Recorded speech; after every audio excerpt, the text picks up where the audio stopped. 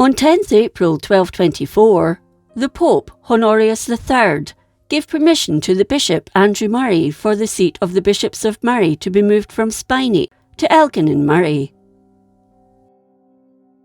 A new church was built in the cruciform shape and was dedicated to the Holy Trinity, built on land approved by Alexander II.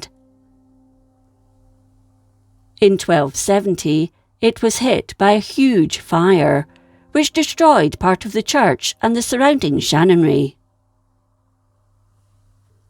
Rebuilding began once more, this time a grand cathedral.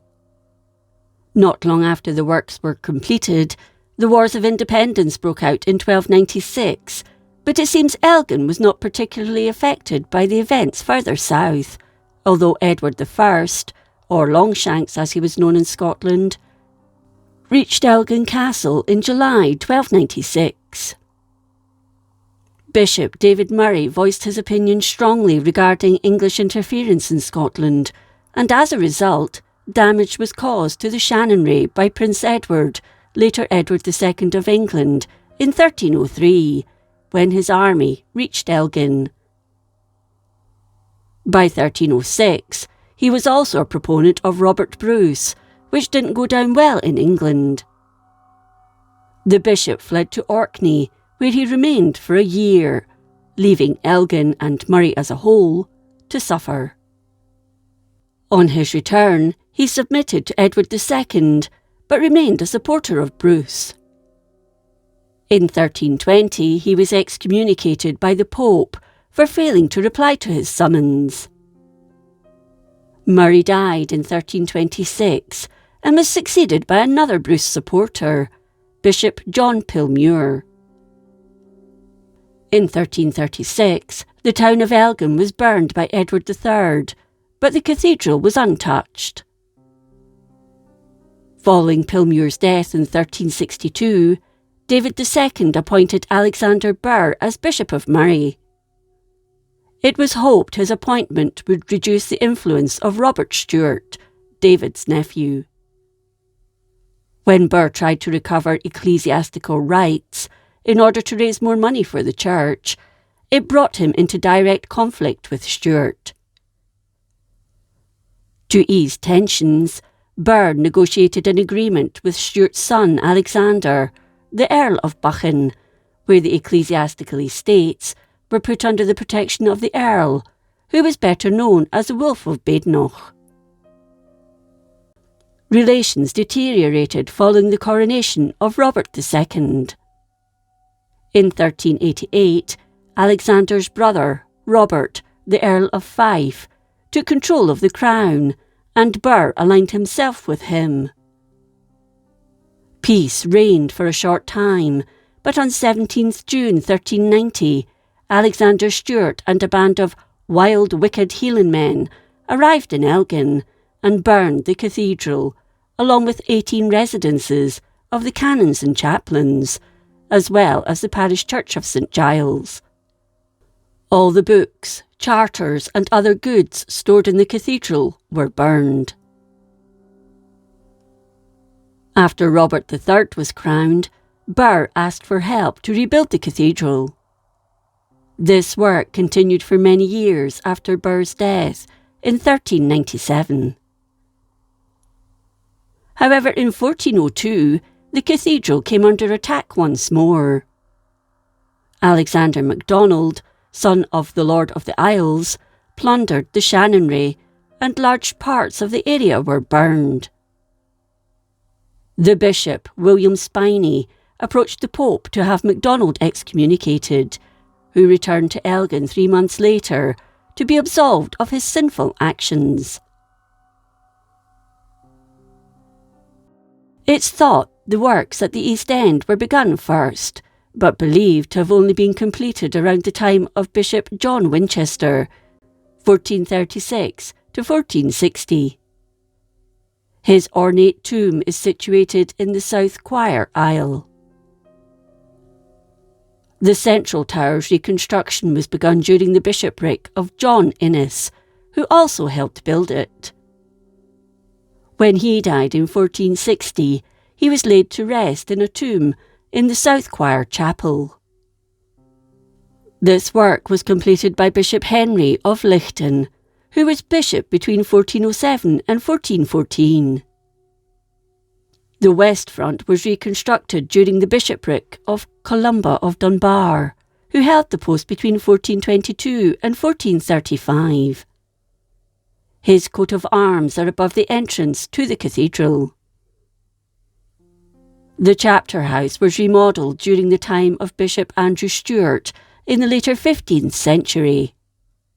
He died in 1501. In 1560, the Protestant Reformation took place, and following this, Elgin Cathedral fell out of favour as a place to worship, with the bishops moving to St Giles in Elgin. 2 years later, Lord James Stewart removed all its popish trappings, and in 1567, the removal of the lead from its roof was ordered by the Privy Council. Both this lead and the cathedral bell were taken to Aberdeen, where it was placed on a ship to be taken to the Low Countries. However, the ship was overladen and sank in the harbour. Although the Privy Council had a change of heart, the roof was never replaced, although Mass took place there in 1594 after the Battle of Glenlivet, where the Catholic George Gordon, 6th Earl of Huntly, defeated government forces. Gordon was later buried in the cathedral in 1636. It remained in use on and off into the 17th century, but in December 1637, a storm ripped off the roof of the choir, and in 1640, the choir screen was broken up for firewood by the parish minister, Gilbert Ross, and the Laird of Innis, and the Laird of Brodie. It's believed that between 1651 and 1658, Cromwell's soldiers destroyed some tracery work, including the Great West Window, and defaced statues. Some bullet holes from that time are still visible. In 1685, the boundary wall was repaired, but in 1711, the final hammer blow came when on Easter Sunday that year, the central tower collapsed, taking much of the nave with it. The chapter house was used for many years as a meeting house for the 6 incorporated trades of Elgin. The Dukes of Gordon were buried in the South Choir. In 1689, the cathedral came into the hands of the Crown, and by this time was a burial ground for the good folk of the town. By the 19th century, concerns were raised about the crumbling cathedral, and work got underway to make it more stable. Under the guidance of local gentleman Isaac Forsyth, Elgin shoemaker John Shanks single-handedly cleared away the rubble and exposed more of the ruins that had been hidden for decades. He was appointed keeper of the cathedral in 1826, and following his death in 1841, was buried in the cathedral graveyard. In 1834, the King's architect in Scotland, Robert Reid, recommended works to be carried out at a cost of over £131. Houses were removed in 1847 to 1848, and the brewery removed in 1912. In 1900, stabilisation work on a massive scale got underway to secure its fragile masonry. One bishop described Elgin Cathedral as the ornament of the realm, the glory of the kingdom, and today it's in the care of Historic Environment Scotland. It's open to the public all year round, except Christmas and New Year.